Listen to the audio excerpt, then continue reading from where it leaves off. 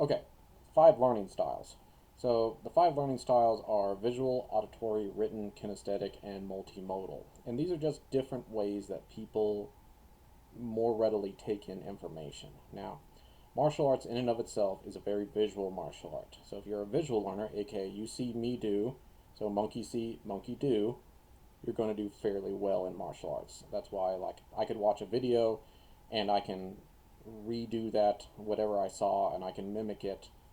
That's a visual learning style.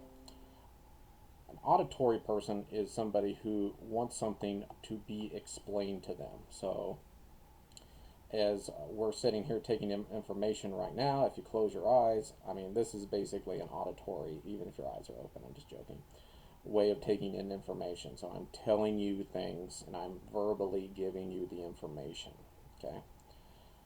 Another way of taking in information is in the written form. So you need to read it out. People who can read manuals and instantaneously pull information, concepts, and techniques out of them are really good at that. They are the written way of instructing or taking in information, aka they're the written learning style. I'm getting rambly. Next is the kinesthetic, which is you physically have to move this person through it. You have to do it to them or physically make them do this. This was in karate, we used to have to grab people's hands and physically move them. In kickboxing as well, like I'd have to physically turn someone. I'd have to make them like, okay, move your heel up. Now move your heel up. Twist your hip, something like that. And I would have to, like, bit by bit get them to do it. But once they learned it that way, bang, they could just go. Because the visual people would watch me and go do it.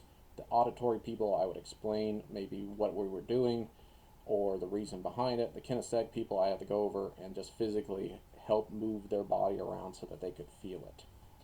And thus, that was how they learned. Written, obviously, you're going to go home and write about it or read about it in a manual.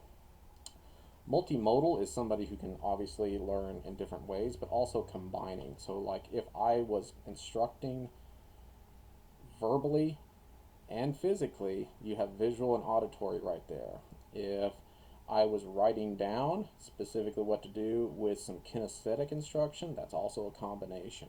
The idea is whenever you're instructing, you should be able to instruct in ways that hit upon all of those different ways. Know your strength, know your limitations, know which ones you don't do well, but also be able to have a lesson or the way of instructing that hits all of those areas. So that way, the people who are learning from you, if they are of a different one, it can get the message across easier versus if you just sit there and do only visual. Okay, did you see it?